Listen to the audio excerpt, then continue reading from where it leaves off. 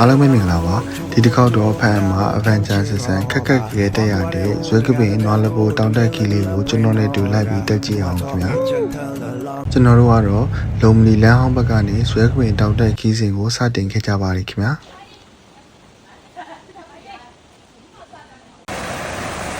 ဇွဲကပင်တောင်တက်ခီးစဉ်ရဲ့လေကားတွေကိုစတက်နေပြီဖြစ်ပါတယ်တောပန်းလေးရလည်းအရန်ကိုစိမ့်ဆူပြီးလှပနေပါတယ်ခင်ဗျာကျွန်တော်ကတော့တာထွက်မှာတင်ရှာထွက်ခဲ့ပါတယ်ခင်ဗျာရေကုန်တပွဲစီးစင်းနေတဲ့လှေကားတွေပေါ်ကတက်ရတဲ့ဖီလီရဲ့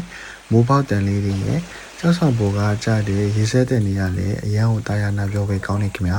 အခုလိုမျိုးလှပတရားတွေကိုမိုးရသည်တစ်ခုတည်းမှသာရနိုင်ပါတယ်လန်ကူလာတစ်ခုမှာတော့တောင်တက်ခီးသွားဖို့ရင်းနဲ့အမျိုးတွေနဲ့ဆုံးခဲ့ပါသေးတယ်ခင်ဗျာတောင်တက်ရင်မောလို့ရီးစားပါတဲ့သူနဲ့ရီးစားမပါတဲ့သူကွာခြားပုံပါခင်ဗျာဇွဲကပင်ကိုတချို့ကတော့မတက်နိုင်ဘူးပြောတယ် DND ဆို AC ပဲတက်ပြီးတော့ပြန်ဆင်းလာပြီဒီလေကားဆိုလို့ရှိရင်တော့အရန်လာတဲ့နေရာလေးတစ်ခုပြမယ်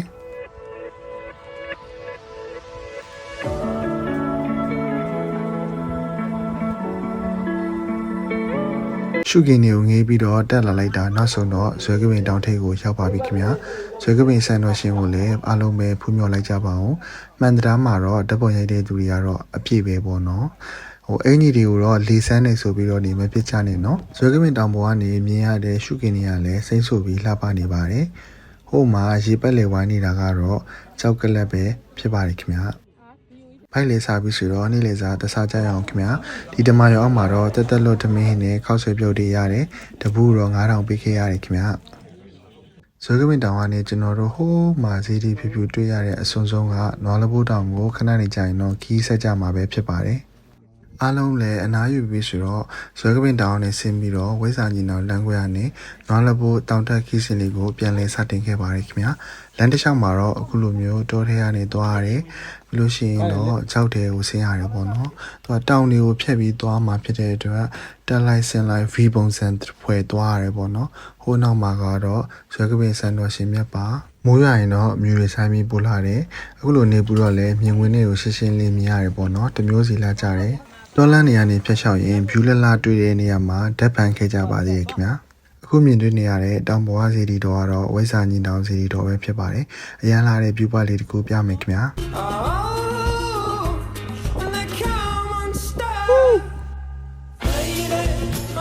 ဒီဝိဇာညီတောင်စီတီတော်ရောက်ပြီဆိုလို့ရှိရင်တော့တော်လန်ခီကျန်စတင်ပြီလို့တော့ပြောလို့ရပါတယ်ခင်ဗျာနွားလပုတ်ကိုတွားရလမ်းတစ်လျှောက်မှာတော့အခုလိုမျိုးတန်ကြိုးတွေကိုကင်ပြီးတော့နေအတက်အစင်းတွေလောက်ရတဲ့အတွက်လက်အိတ်ကိုတော့မဖြစ်မနေဆောင်ခဲ့ကြနော်အခုလိုကြောက်တောင်အစွန်းကနေလေအောက်ကိုဆင်းရတာမို့ရင်ခုန်စိတ်လှုပ်ရှားစရာကောင်းတယ်လို့အတက်ဆင်းမှာလည်းအရန်ကိုကူးဆိုင်ခဲ့ရပါတယ်ခင်ဗျာ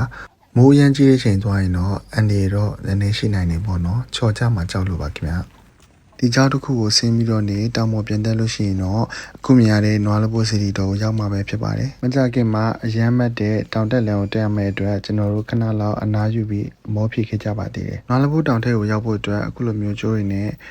တက်နေပေါ့နော်မိုးရွာလို့ရှိရင်တော့ချော်ကြနိုင်တဲ့အန်ဒီရှိတယ်ကံကောင်းတယ်လို့ပဲပြောမယ်ကျွန်တော်တို့သွားတဲ့ခါတော့နေလေးနေတာတော့ပွက်တွေပါရောမဖြစ်ဘူးပေါ့နော်မချော်ဘူး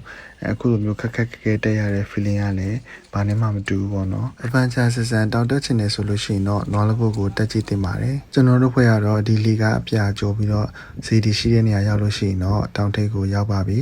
view ကတော့အရန်ကိုလာပါတယ်ဖန်မျိုးတစ်မျိုးလုံးကို360ဒီဂရီဒီပါမြင်ရတယ်ပေါ့နော်ဒီစီဒီပေါ်လေးမှာဘာရှိလဲလိုက်ကြည့်အောင်ခင်ဗျာအနားယူလို့ရတဲ့ဈေးရက်လေးတစ်ခုရဲ့ဥခွက်ပကံတွေလည်းတွေ့ရခင်ဗျာဖူပေါရေခဲတစ်တာမှာတော့မုတ်တွေစားလို့ရတယ်မုတ်တွေပို့လို့ရှိရင်လည်းထားခဲ့လို့ရတယ်ပေါ့နော်ဒါတော့တောင်တက်သမားတွေရဲ့အစေတနာပါကောက်ဆွဲပြောစားပြီးရှုခင်းနေကြည့်တယ်ဟိုမှာကျွန်တော်တို့ဒီတောင်တွေကိုကြော်ပြီးတော့နေနွားလပိုးတောင်ထဲကိုရောက်ခဲ့တာပြန်လို့ရှိရင်ကျွန်တော်ဘယ်လိုဆင်းရမှာတော့မသိဘူးခင်ဗျာဒီတောင်ထဲကနေအရန်လာတဲ့ရှုခင်းတွေလိုက်ပြမယ်ခင်ဗျာဖန်မျိုးထဲကိုလည်းမြင်ရတယ်ပေါ့နော်